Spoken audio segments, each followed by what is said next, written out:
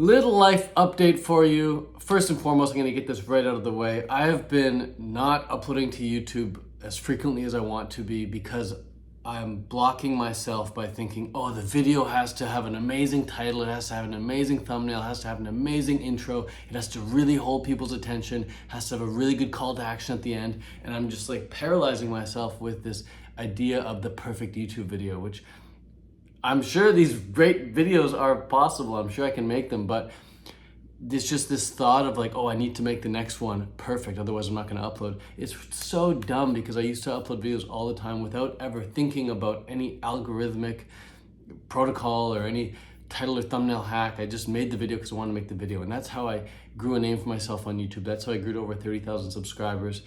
That's how I created a raw vegan community on the internet, online. And I want to get back to that, man. I want to get back to that. I want to stop being so scared of uploading.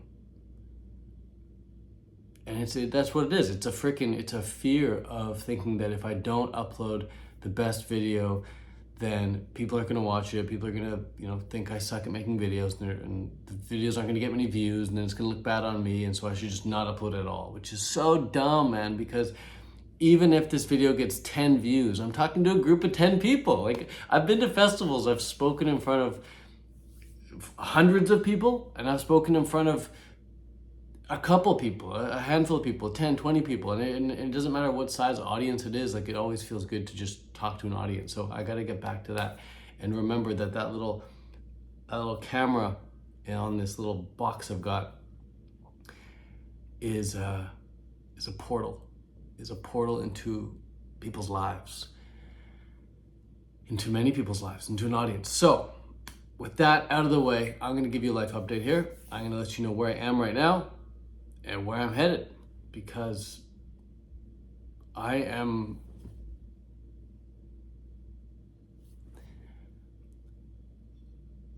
it's so freaking weird to talk about where I'm at, where I'm going, because this is so unrealistic. This is so unrealistic. Like, it's so unbelievable. And I would encourage you to take note of this moment right here, which is like, here I am about to tell you where I am and where I'm going. And I'm telling you that if I thought about doing this 4 or 5 years ago, there'd be no way in hell I'd ever believe you. It's way too unrealistic. It'd be similar to saying like, be similar to telling you, hey, you know that crazy dream that you have that's super unrealistic? Yeah, it's gonna come true in 5 years. Like, you're not gonna believe it. And that's cool, that's fine, whatever. But I'm telling you right now, even if your goals or dreams are unrealistic, write them down anyway. Put them on paper anyway. Pretend that they already exist now anyway. And there's nothing you'll be able to do to actually stop it from happening. There's nothing anyone or anything will be able to do to stop your dream from happening. If it's something you truly want, and you write it down every day to remind yourself of it, because it's easy to forget what you actually want, and you act as if it's already here, wow, there's nothing anyone or anything can do to stop it, not even yourself. You just gotta act like it's here already. So, with that out of the way, let's get into the life update. Where am I right now? I am in LA. I'm in Los Angeles, and I'm at school headquarters, kind of. I'm at a hotel nearby. The school is it's an online platform that I've invested in. It's an online platform that I've somewhat helped co-create a very small part of. It's a company here in LA that helps people create community online. And the company's doing very, very well. The company's doing very, very well. Their user base is growing quite quickly. Big investors are coming in. The users are very happy. Profits are on the up. It's an awesome, awesome startup. And I'm very proud to be a part of the team, so to speak. So that's where I am right now. That's cool. And the founder, CEO, is a guy named Sam Ovens. And Sam used to be a guy that I would watch every day on YouTube. I would watch him every day on YouTube because his videos were so good. They still are good. I recommend going to Sam Ovens' channel, scrolling down a bit to like his older videos and just watching all of them. That's what I did, and I learned a ton. And his knowledge in those videos, became my knowledge, and now it's helped me create the life I want, create the business I want, and it's freely available on YouTube for everyone to consume, which is incredible. But point is, he started this company, and now I get to come to LA and hang out with him, work next to him in the office, and help build school. So that's what I'm doing now. Yesterday too, Sam went for, I don't even know if I'm allowed to say this. Maybe it's like private information. Okay, I won't say the names, but yesterday, I feel it's so silly when people say like, oh, okay, I won't name names. Then they like talk about someone, and it's like you don't even know who the hell they're talking about. How do I say this without? I think I'm allowed to say it. Whatever. I'll just say this. Yesterday, I met Iman Ghazi. Really, really cool guy. He's very young. He's like 23. His videos are incredible. Go check him out on YouTube. And it made me realize, wow, like you can be young and successful. You do not need to wait until you're 30 or 40 years old to become successful. You can become successful at a very young age. And the way to do that is by, at a young age, surrounding yourself with successful people, learning from successful people, and taking their advice and implementing their advice at a very young age. So that's what Iman's done. Very, very good guy to meet. And we were talking about living in Dubai, because I've got my company in Dubai. He's got his company in Dubai. We're talking about what life is like in Dubai. And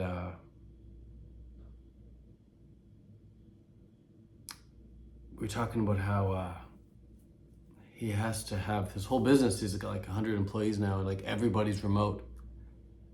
Because nowadays, can't really, it's like business nowadays is not the same as business 20 years ago. Business 20 years ago, if a school, have this headquarters in LA, like everybody would be working at the office. But guess who shows up to the office every day at school? Sam and Nick and maybe Sid. It's like 3 people show up to the office. And the rest of the team, the rest of the school team is remote. They work all over the world. And Iman as well. Iman's got a business in Dubai, same as me. And 100 employees work remotely around the world. In my company, we have 21 team members and everybody works remotely. Everybody's remote. And so business here is just so different nowadays with everybody working remote. And so what we do now is we come together every now and then as a team, and we have like big team meetings or team events in person just to, boost morale and keep everyone, feeling like they're part of the same community as opposed to just Zooming all the time. So that was cool meeting Iman. And then this morning, right before filming this video, I was talking to Andrew Kirby on Telegram. Kirby's also part of school team.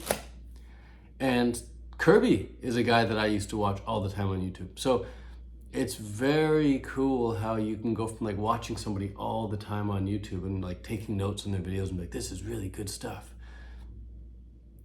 to then like hanging out with them and working with them and chatting with them and being on the same team as them. It's so surreal. It feels so unrealistic. And it reminds me of like, even like a couple months ago, I went to Iceland with Mike Posner, the artist, the musician Mike Posner, and hanging out with him for a week. It was incredible. It's like, here's this guy that I listen to all the time. In fact, I got like my Spotify Wrapped thing came in yesterday, and it's like is telling me that I'm part of 0.6% of the population who listens to Mike. Like I'm in the upper 1 percentile of his most listened. He's the artist I listen to more than almost any other artist, Mike Posner. It's incredible. So hang out with him for a week in Iceland was just crazy. So cool. And so this comes down to it comes back to what I was saying earlier about how your dreams, they can be so unrealistic, but it's like if you want them, you can make them happen. Unrealistic things can happen. And it was even like this with go way back, we rewind back to when I was 18 years old and I was still a virgin. And then going forward every year after that, it's like the girl I lost my virginity to, if you had told me I was going to lose my virginity to her 2 years prior, 3 years prior, I'd be like, there's no way. There's no way. She was like my dream girl. She was an absolute dream girl. I'm way out of my league, or so I thought at the time. But then just the universe conspires and it's like, hey, here's that dream girl. Here she is. She's yours.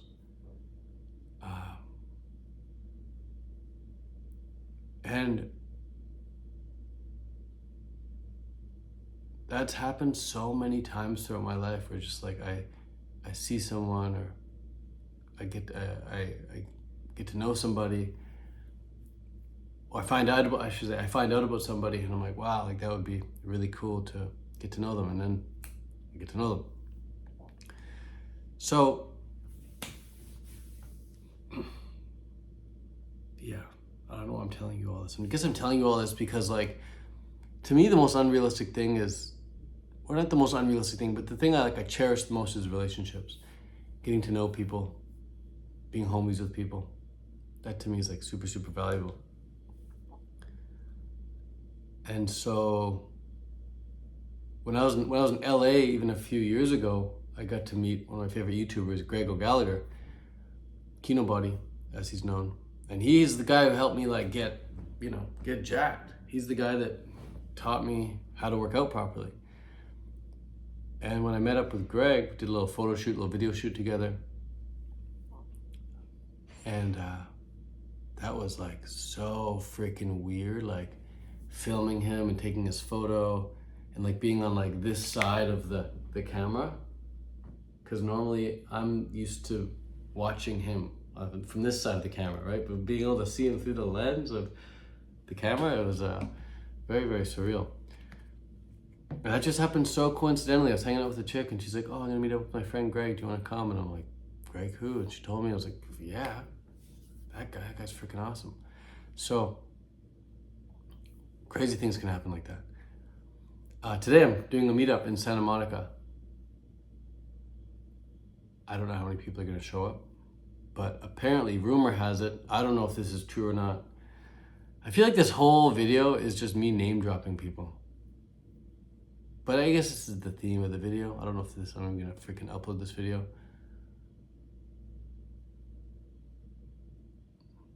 Now I'm contemplating just stopping recording the video and just going on, but no, I've come too far. We filmed too much.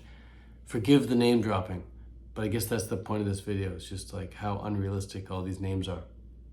So another person I might meet today, I have no idea if he's gonna show up, but someone I know knows this person, and she said that he might come to this meetup in Santa Monica in a few hours' time. His name is Brian Johnson. He makes YouTube videos about longevity, and that guy is next level. Super, super cool dude. I've watched almost all his videos, love his stuff, and I would like to talk with him about fruitarianism and things like this. So that might happen today. That's pretty cool. But tomorrow, on Monday, I'm going to a business mastermind. It's a 3-day intensive business mastermind. I'm so stoked. It's gonna be me and 20 other people all geeking out over online business. And I think everyone at the mastermind is doing, above 50,000 a month. So it's gonna be a really good group of, or I should say really semi-advanced group of people to be around. hanging around a bunch of people doing like 500 grand a year at least. And we all use content. We all have like a coaching or course business. And so it's going to be amazing to saturate my mind and emotions with these people for a few days in Beverly Hills. And that's with a guy named Dan Bolton. And Dan Bolton says that his number one mentor, when he was starting out as well, was Sam Ovens from school. So having just come from school headquarters to now going to go chill with Dan Bolton for a few days, it's going to be awesome because we think on like very similar wavelengths. So very stoked with that. And then my one of my business partners, he's going to be joining us tomorrow as well for the mastermind. So it's actually just going to be me at the mastermind, me and 20 other people. It'll be me and my teammate at the mastermind. So it's like 2 of us will be extracting knowledge the entire time. It'll be freaking awesome. And then next month in January, I'm hosting my own mastermind. And it's a really interesting story about this one because I was going to host a retreat. In fact, I announced a retreat. It's called the 2024 Mexico Business Mastermind Retreat. And I was gonna get like 8 or 10 people together and help them work on their business, help them grow their business, help them turn their $5,000 to $10,000 a month business into a $50,000 to $100,000 a month business, because that's what my company's doing right now. And I was like, look, if I can go from 5 to 10K a month to 50 to 100K, I can show you how to do it as well. So that was the premise. That was the promotion that I put out. And before I announced it, before I promoted it, I asked my team, I said, hey guys, do you want to come to the retreat too? And about 8 people said like, yeah, I'm in, I'm coming. So right away, before I even announced the retreat, I already had like 8 confirmed guests and they were all my team members. And so I was like, okay, cool, all my team's coming. And so when I bring all these guests to the retreat, I can have my team members working with them as well at the same time on their business. So I'm not like scattered amongst 8 people. I can have like one person with my team member working with each guest at a time. We can just keep swapping around. So that way the guests are always getting attention and help with their business. But then after a couple people signed up, two people signed up like right away. After 2 people signed up, I said, whoa, maybe we should like not allow any more people to sign up. And maybe we should just have it purely as a team meeting, a team getaway, a team retreat, just purely focus on the team. That way the team as a company, we can optimize our flow, we can optimize the vision, we can just get really clear on 2024 and just optimize our entire system for a really solid 2024, and maybe get us to go from making 100 grand a month, like 500 grand a month, or even $1 million a month. And so that was kind of a shift that occurred. I was like, dude, let's just do a team retreat. And I asked the team and everyone's like, yeah, super stoked for a team retreat. Let's just do that. But a couple people had already signed up. So then I was going to refund them. I was going to say, hey guys, like, sorry, you can't come. Retreat's canceled. It's just the team now.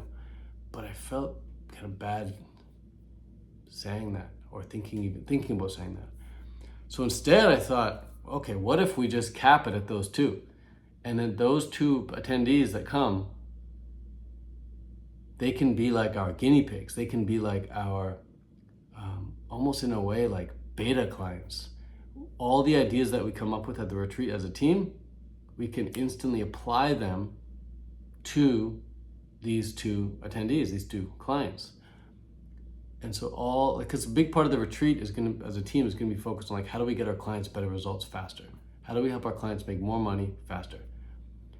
And we have really good ideas. It's just about helping the clients implement on those ideas. Because a lot of clients, like we tell them the idea, we say, here's what to do, and then they just don't do it. So it's like, what if these 2 people that come to the retreat, what if we just apply and implement everything for them, with them at the retreat? So I let the 2 people know, the 2 attendees know, and they were super stoked. Like, yeah, it'd be amazing to just have all 8 team members working on us too at the retreat. So that's gonna be a really, really special time for those 2 attendees. Very, very stoked on that. And it'd be good for us to be able to, like, us as a team, talk with a couple people in our market at the same time. So that'll be cool. That's happening in Mexico in January. But yeah, we just hit a record month this past November. a couple days ago. It's our biggest month ever, profit-wise. And so we're going into 2024 like in a really, really good position. In a very, very good position. So that's business. And in terms of fitness, well, fitness has been good. Gains are coming. Diet's been good. Not 100% raw, 100% of the time, but 100% of the raw. I'm 100% raw, I don't know, maybe 30% of the time. Goes in phases completely. But no matter what, throughout the day, breakfast is always fully raw, and I eat 2 meals a day. So breakfast is fully raw, and then dinner maybe is like half raw, half cooked. Yeah, rarely will I have just a completely cooked dinner. I like to have some raw food in there as well. But it's 2 meals a day. First meal I have is usually around 11. Second meal of the day is usually around like 3 or 4 p.m. And that's because like before 10 o'clock, before 11 o'clock, I don't really have an appetite anyway. And then I don't like to eat late because I like to go to bed on a somewhat of an empty stomach. So I typically stop eating around 4. But having watched a lot of Brian Johnson stuff recently, I'm like, man, I should try his approach. He has breakfast a lot earlier. I think his breakfast is 7 a.m. and then he has lunch at 9 a.m. and then he has dinner at 11. So he has 3 meals a day. I might try that, or I might just do the 2 meals a day, like maybe breakfast at 9 a.m. and dinner at 11. But I think that's really cool that he stops eating so freaking early, because then he really gets to go to bed on an empty stomach without having to deal with digestion, which I love. I always wake up feeling so much more energetic when I'm not digesting as I sleep. And then the other cool thing about his approach about eating early is like when you wake up in the morning, cortisol is the highest. And when you eat sugar, cortisol comes down. So it's like he's like immediately reducing his cortisol levels first thing in the morning with that breakfast. So I might try it out. Try the Brian Johnson approach, stop eating before noon, and I'll report back and let you guys know what's going on. Right now, I'm headed to the gym with a friend of mine named Taylor, TD_nutrition on Instagram. She's awesome. She's super fit, super jacked, and we're gonna hit bench press today, and then tomorrow, Taylor and I are gonna go for a 10K run. 10K run. We're gonna go today, but my legs are way too freaking sore from doing squats the other day, so that's the plan. Thanks for watching. The life update for you here. And man, I could talk about so many dang things. I could make so many dang videos. So if you want more videos, stay tuned because I'm gonna be banging them out for you. All right, that's it for now. Peace out, much love, adios. See you in the next video. Bye.